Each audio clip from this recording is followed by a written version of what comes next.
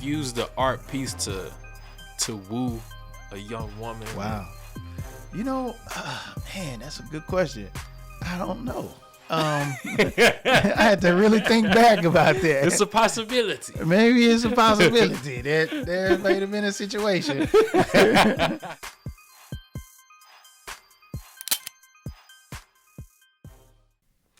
Welcome to another edition of Believers Breed, the podcast. This is a special one.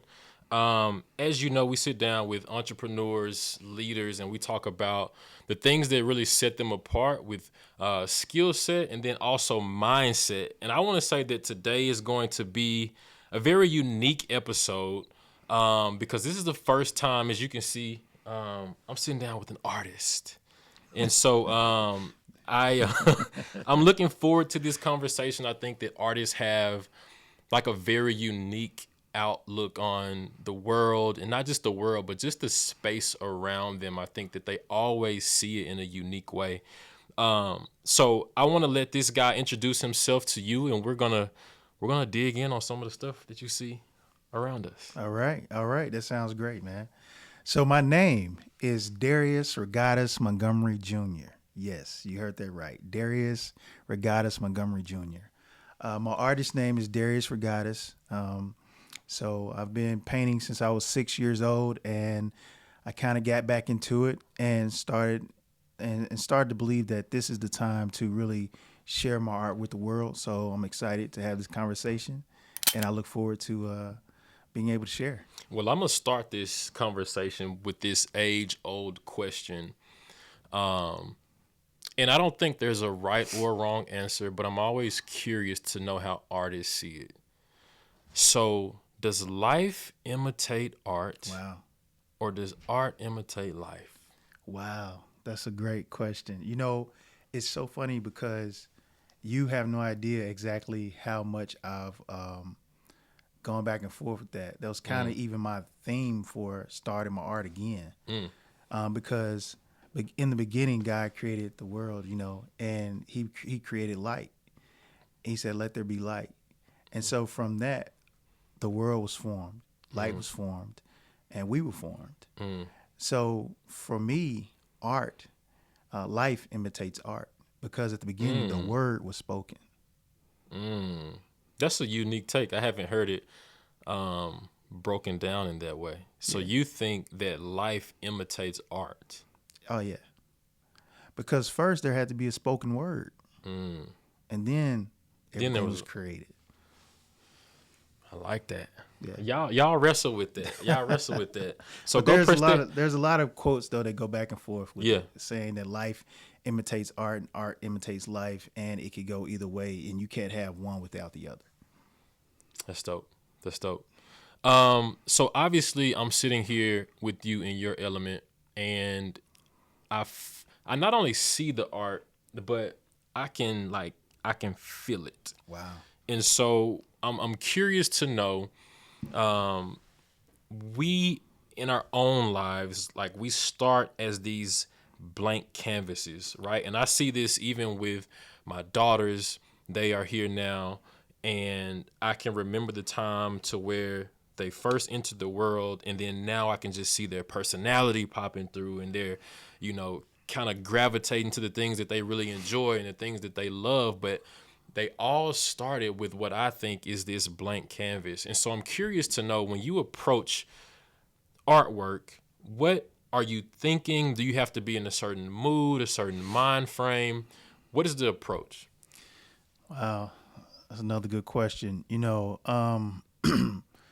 When I start painting, sometimes it's based on sketches, what's in your mind and what gets on paper first. And then once you have it on paper, then you start figuring out, how is this going to fit on the canvas? So some of my sketches, you'll be able to see like where it started, but it may not be the exact same thing on canvas or on, as you can see, wood panels of some of the canvases I use. You may not be able to see the direct, you'll be able to see the difference, but it starts with, of course, this image that comes in your mind, and then you're able to put that on paper and then transferring the paper is one thing, but then transferring it to a canvas is another thing. Being able to take that and then put colors to it, position it on the canvas where you feel like it'll be the most attractive, and also just being able to finish. Sometimes that's the hardest part, not being stuck as a perfectionist, and being able to stop when you need to stop, and not continue to go. Yeah, I'm gonna come back to that point. When you think about the way you classify the artwork that you do, how would you classify it? Like, I know we have realism and cubism and abstract art. If you could, and I know artists wrestle with this too because they don't want to feel like pigeonholed into a certain category. But if you could, on an elevator ride, if you had to tell someone, this is the type of art I do, how would you explain it? Well, I will say this first. I was inspired by the Harlem Renaissance, because I did some paintings and sketches, and when I started looking at my paintings, I looked back in some work by Jacob Lawrence and Aaron Douglas, and I started realizing the way that they use light is very similar to how I use light. The angles, the source of light, what that means, and where it comes from. So to answer your question, really it's focusing on how to get it on the canvas the best way. And for, what was your question again? Your type of art, how would you classify it? Okay, so classifying the art, yeah. So coming from how they really structure their art, I actually am more of constructionism, and it's an abstract form of art. Constructionism is an abstract form of art. And I also use cubism, and there's a lot of different ways that you can look at my art and define it. But those are the main two forms that I focus on. So you said you were inspired by the Harlem Renaissance. Yeah. I'm not the best at math, but something tells me that you weren't alive during that time. Yeah. So what was your introduction to the Harlem Renaissance? Well, I've taken some art classes. I've studied art. I've studied, I grew up and came through college as an architectural engineer. So we still have the art side of that. And I've taken some art classes. So I studied the Black artist. And some of the Black artists that I kind of connected with, even early on in high school, I did a duplicate of a Jacob Lawrence painting for Black History Month. And that was actually my first painting that I sold. And just the way that they painted, the material that they created, and some use watercolors and acrylic paint, oil paint, but they also create their own canvases using shopping bags and things like that. So just like, I create my own canvases. But it's really just focus on, how they were able to develop their view of art, and using that timeline of what was happening in Harlem to focus on what the message was behind their work. And that's kind of how I connected with the Harlem Renaissance and the time that we're in. And that's kind of where I had the revelation of what my art stood for this time. Do you think that we're in a space and time, and I'm not certain what you're referencing, but are you talking like where we are culturally, socially, chronologically? What is it about this time that has inspired you to really lean into where we are the same way that the Harlem Renaissance did? The funny thing is, people will probably think these questions are rehearsed, but we have not. We ain't talked about it. We have not talked about these questions, man. This is so interesting, and it's so divine, right? Because the Harlem Renaissance focused on a lot of those things you just talked about and what was going on at that time. Right now, what we're dealing with is mental health. And so my art pieces focus on a lot of the mental health issues that we're dealing with right now. And if you want me to break that down, I can. Of course I do. Okay. So if you look at my art behind me, most of my canvases are Black, So the time where I started to say, I need to continue with my artwork was during the pandemic. And now my grandfather was a fan of my art. He was a fan of a lot of things that I did, but he was a fan of my art, and art is in my family. Like my dad is an artist, my nephew's an artist, my great grandfather my grandfather was an artist, so it's in my family. And from that point, I said during the pandemic, I started wrestling with why am I painting? What does this mean? And then I had the revelation that, why am I painting all these backgrounds black? And so then I had this revelation that,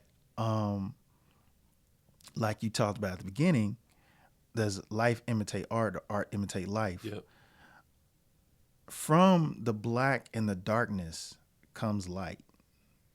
So all of my art, a lot of my art it signifies you coming out of darkness, or you being a light in this world, you shining your light in this world, regardless of what's happening to you, regardless if you feel like you can't do something, to give you that inspiration and motivation that it's not just about holding your talent and keeping it reserved for yourself, but to share that light with someone else. And so it's twofold. It's about who you are as a person, being able to shine your light in this world, and also understand that you can make it through a lot of the things that you're dealing with. You can make it through that darkness, that dark tunnel. There's light at the end of the tunnel. Those are the that's what I want people to pull from my artwork. When they see the dark backgrounds with the light, the different lights coming from the art, they can see that it means something. It's not just there to be on the canvas, but it's there to inspire. It's there to motivate. It's there to let you know that life can go on. That's rich. I feel like there's a lot to unpack there. Yeah. It's a lot. Yeah. When I think about, like, even the way that you described light and darkness, it forces me actually to think about that there is no darkness without light, and there is no light without darkness. True. And like the contrast of how this shows up in artwork, how we show up for each other in life. Can you just unpack like how that also shows up in your artwork, and if people are hanging these pictures on their wall, just like the realization that yes, we may be in dark times, but there is no light without those dark times. That's right. We go through life thinking that, things just get easier, but they don't. Things there's always challenges, right? You may be on one path, I may be on another path. You may be richer, I may have less money, but either way, you're going to be facing challenges. And as you go through life, understand that you're going to be facing challenges, but you have, you have to understand within yourself that you can get through, and that you've gotten through before, you can get through now, and in the future you'll be able to get through too. And my foundation, of course, is in Christ. I am a believer. So I also believe, in my faith is in God, to believe that he can help me get through too. So my art is a symbolism of that as well. So when you talk about the creation, we all are creators, but we all come from one source. And that's how I feel when it comes to my artwork. That's why I create the way I create. I think that's why I'm inspired the way I'm inspired. I can sit down, and some paintings will take a year or years, and one painting may take me one night, or sit down at a table and I create from scratch, and it just an inspiration will come, and I can just paint that and it be done. And so those are some of my best paintings. The ones that may take a short amount of time. Other ones that I deal with for years, they're still valuable, and they have the value with the layers of paint that went into it and the work that went into it. But sometimes it's a different process. I heard somebody asked somebody, how long did it take? I think it was Picasso. I think he was asked, how long did it take him to do a painting? And somebody told, and I think at the time he was maybe 40. I may be getting this wrong, right? But it took him, he was like, it took me 40 years. He might have been 40 years old. So, it took him 40 years, but that's the process of an artist. It may take you Mm-hmm. 40 years to get to where you want to be, but at the end of the day, we all take a path. We're all on a journey, Mm-hmm. and our journey is not over until we call home. And until that time, we should be able to share our light with others. We should be able to share our experience, our talents, inspiration with others. So I think that your answer there I hope brings so. us. You got It brings me full circle to a previous question. Yeah. Because you previously stated that like sometimes artists have to literally pry themselves away from the canvas, or if it's a musician, pry themselves out of the studio. Authors pry themselves out of a book. I've been guilty of that because we are like there's this search for maybe not perfection, but a sense of like I can do a little bit more. Yeah. I can add a little bit more here. Yeah. So how do you know? Because you just described like sometimes the artwork is in a night, sometimes it's a week, sometimes it's years. Yeah. How do you know when it's time to walk away? When it's, I heard someone say when it's good enough. Well, I was thinking about this the other day. The definition of a starving artist. You know, I don't know where that came from, but I understand it in a different way because I can get in a room and paint for hours and hours and not eat. You know, I know musicians who can go in the studio and make music all night. And I think Beyonce was one of those people that had to be told that she needed to go, she needed to eat and forget to eat. So when you have a passion for something and you love it and you have a talent too, on top of that, you can get stuck or you can just keep going and not even realize the time. And I think that defines what, and you realize that you've been starving. That might be what the starving artist is. But I do believe it's hard to make money, you know, for a lot of people when it comes to this. But to answer your question, a lot of the times when you're trying to finish a painting, that's part of the process of knowing when to stop. And part of it is sketching out some stuff to have an idea when the end is going to be. So I try to do that. You know, early on, my process would take a lot longer because I would keep painting. But as I've moved and matured in my art, you start realizing, okay, this is what I have to do to finish. This is what my timeline is to finish, and you can set a time to finish. But as you, and I think it's the same with like, and you know, I mentioned Beyonce, but I think there's a lot of artists out there who get in the studio. Eminem is known for getting in the studio, his 9 to 5. He's 9 to 5 and he done. As you grow and mature in your art, I think it's important to set boundaries on when you're going to finish. Unfortunately, I can paint on something for years. And I think that motivation is sometimes imperfection, but perfection can be a handicap too. You know, trying to be a perfectionist, it can be a handicap. And you can almost never be done. You know, there's a lot of paintings across the country, even buildings in Barcelona, Spain. There's a building that's been going for years. So as you just have to find a place where you feel like that message has gotten across, and you can be done. And to that point, what makes artwork unique, what really makes it great, are the imperfections in it. Yeah, the Mona Lisa, right? Yeah. So when you are working on a canvas, working to finalize a piece of art, and you see something that may not have started or it's not in the place that you thought it was going, are you able to embrace that imperfection? Sometimes. Yeah. Sometimes, yeah. My art teacher, my art mentor, I shouldn't say my art teacher, my art mentor said to me one time, she was looking at some of my work and just kind of, evaluating it a little bit, and she was just telling me. I said, yeah, I think I'm gonna have to tweak this and tweak that. And she was like, well, Darius, paint is just paint. And you just have to realize that it's not life. People can get a lot of messages from it, but it's paint is just paint. I like that. And sometimes those imperfections are there.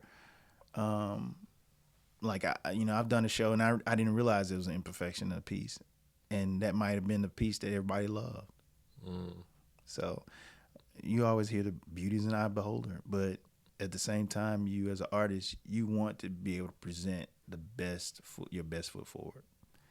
I like that. Yeah.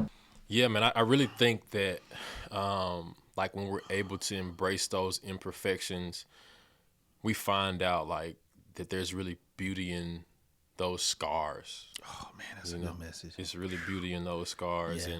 And like you referenced being a believer, and we see that the imperfections and the people who couldn't get it right are the people that God chose to use. And Boy, so that's a message in itself. Yeah. And so I think it happens in art as well. And so you talked about starving artists, and we took a twist on the way we looked at it. Yeah. But I am interested just about the business of art, right? There's been a lot of conversations. I see it often in music, and there's this like move towards independence and really embracing the journey that people have to take through artistry. Like, how do you go about not just enjoying a passion, right, but also getting people to understand that I worked my butt off to do this, and you really like this piece, and you want it hanging in your house, but it comes at a price. Ooh, that's a good question. Probably talk all day on that. Well, I'll say this about the business, right? Yeah. Art has so many avenues where you can make money. If you're interested in becoming an artist and making money as an artist, there's so many ways you can do it. The NFT world has kind of died down a little bit, but there's still value in the NFTs and non-fungible tokens, and how you develop a way to maximize that. Even as an artist who will produce physical work, there's opportunities with that. There's opportunities with, of course, museums and galleries, things like that. Commission work. I did my first commission piece at 15. What is that? What does that commission mean? is when somebody hires you to do a piece. So they commission you to do an art piece, or they may commission you to do a series. So I was commissioned to do kind of a mural piece, and it was kind of a large piece, but that was like 15 years when I was 15. But there's so many ways you can make money as an artist, especially now with Instagram and YouTube, just showing even just your artwork and people following you on YouTube, and being able to connect with people that way and show them your process. You can get followers that way. I mean, there's so many artists, like you see barbers who are becoming, popular on social media because they're showing their process and how to do it. There's so many ways you can make money off it. And barbers, that's an art too. So a lot of ways that people are exploring art and being able to make money off of it. It's a lot of new ways. I think that the non-fungible token avenue is a good way. I think that artists being able to have the original work and track it and allow that piece to be used in movies or on any other way, that on album covers or whatever, allowing the art to be used in a certain way as a non-fungible token, but still have ownership of it. I think that's positive for artists. Being used on clothing and T-shirts and developing clothing lines from it and still being able to maximize the dollar off that. There's so many ways. But for people to be able to understand the purpose of buying art, I think it's very similar to tattoos. How people are motivated to get something that reminds them of something, that motivates them, that inspires them. I think it's very similar. The difference between art and tattoos, though, is it's something you can pass down. It's a it's a asset that you can pass down to your family and use that as something that you know you can produce income from if you want to sell it or resell it. But they grow. They also increase in value depending on who the artist is and how popular they are. It can increase in value. So you can have equity in your art. So those are some ways that the business looks, and as if you are interested in becoming a collector of art, just finding somebody you really like and understanding the story and being able to have the artwork and understanding why you bought it. I can't really tell you why people don't buy art, but I know that it's always been something that throughout history has been an item that people have continued to collect. I mean, it's just a part of the process of wealth building. And how do you price art? Well, that's an individual thing, right? A lot of people price their art per square foot of the canvas. Yeah. So they may have a certain dollar value based on square foot. Of course, a piece that could be as small as a sheet of paper, 11 by 7 sheet of paper. Picasso would be more valuable than my paintings right now. So it really depends on the history of the piece. It's kind of like luxury clothing. They're able to sell luxury clothing because a lot of it has history and a lot of it has the way that it's made. A lot of it is based on the way that it's the value that people put on it too. I like that. And one of the things that's it's kind of funny at this point. You I don't know if you watch any other podcasts, but there's been this bubbling of comedians stealing jokes from other comedians. And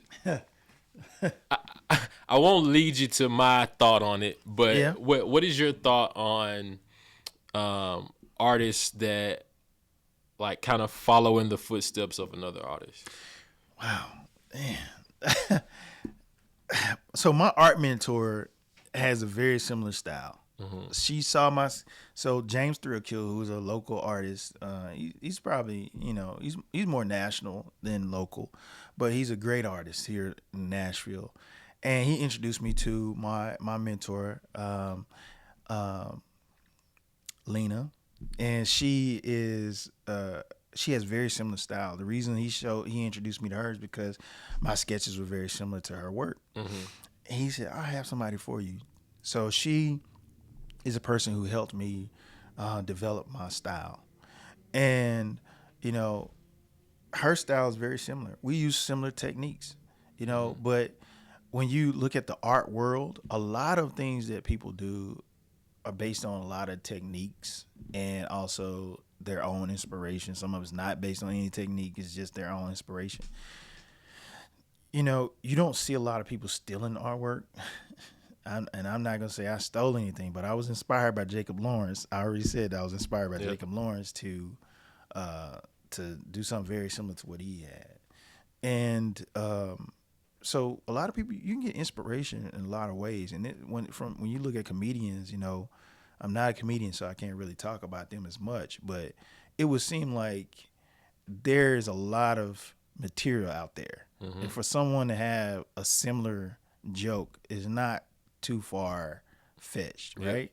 Because we dealing in a world where we have the same experiences. Same experiences. Yeah. People out there who probably paint. I mean, there are definitely people out there that paint on black canvases. Yeah. There's people out there that have the same idea that their art is motivational, inspirational. I'm sure that they even thought about how light impacts their art. For sure. There's not even, Jacob Lawrence, like I said, and Aaron Douglas have art pieces that have the same way that they shine light on their art pieces is the same way that I shine light on my art pieces. Now, I didn't pull that from them, but when I studied Harlem Renaissance, I recognized that, wow, the way that they paint light is the same way that I paint light. So how they believe that light is a source from above is how I believe light is a source from above.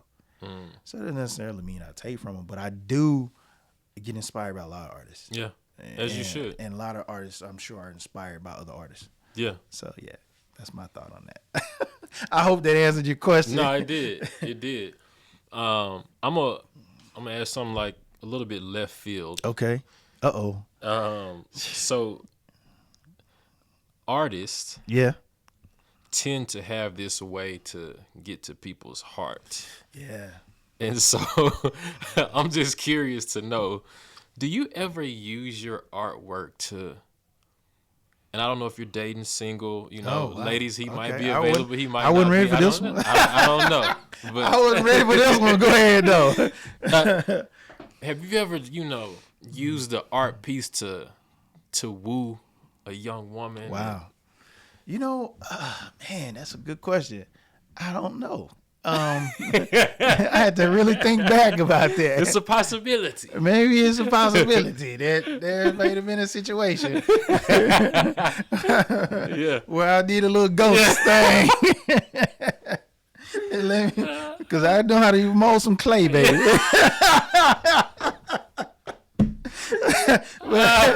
but no, I mean, I think that there's been some opportunities where I love going to museums, especially art museums. So to have an opportunity to take a young lady to an art museum and have that experience and to paint together, I've done that where I kind of had my thing going on, but as she come in the studio, she wants to create herself. I like the way you're using them primaries, baby.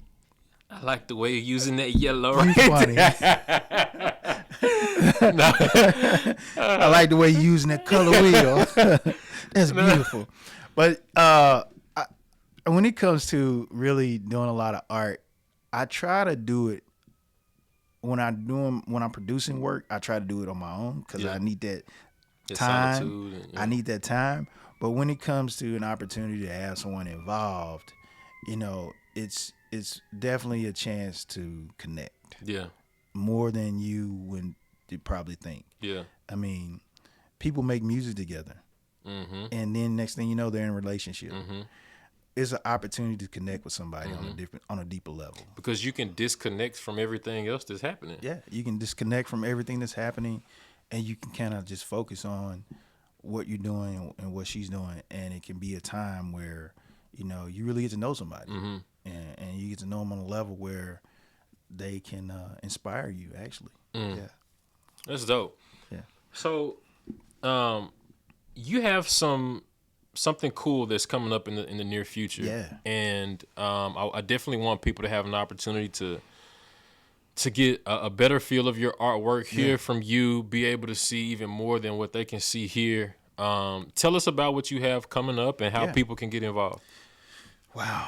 Yeah, so I have this great opportunity to present at the Analog. Analog, if you're familiar with it, it's a space in Nashville where they allow musical artists to come and perform. My dream was to have the Analog as an opportunity, and the opportunity presented itself at the right time. And so I'm launching some new art at the Analog. I'll be unveiling some new pieces, and we'll have a chance to talk more about what's happening with my art, where it's going next, what the plan is moving forward, how you can connect with me, whether or not I'll have classes. That's been a question, if I'm going to do classes, and I think I will. But the Analog gives me a chance to bring people out from the Nashville community to connect and hear a little bit more about my artwork, the inspiration behind it, when I started, just a little bit more, a deeper dive into my artwork and a deeper dive into being able to see it. So I look forward to it. Yeah. It sounds like it's going to be fun. Yeah. When is So date? the date is July the 21st. July the 21st. So we'll have an opening act, and then I'll be featured as the artist for the evening. It won't be a musical artist because I'm not going to sing. But I will be presenting some new paintings, some new artwork. You said 7?